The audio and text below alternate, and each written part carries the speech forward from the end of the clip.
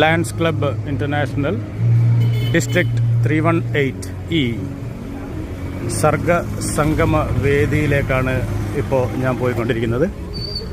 വളരെ മനോഹരമായി അലങ്കരിച്ചിട്ടുള്ള വളരെ ആഡംബരത്തോടു കൂടിയിട്ടുള്ള ഒരു വേദി തന്നെയാണ്. പ്രോഗ്രാമിൻ്റെ രജിസ്ട്രേഷൻ, അതുപോലെ തന്നെ വിവിധ മത്സരങ്ങളുടെ രജിസ്ട്രേഷൻ പല സ്ഥലങ്ങളിലായിട്ട് നടന്നുകൊണ്ടിരിക്കുകയാണ്. അപ്പോൾ ഇവിടെയൊക്കെ ആളുകൾ കൂട്ടം കൂടി നിൽക്കുന്നുണ്ട്.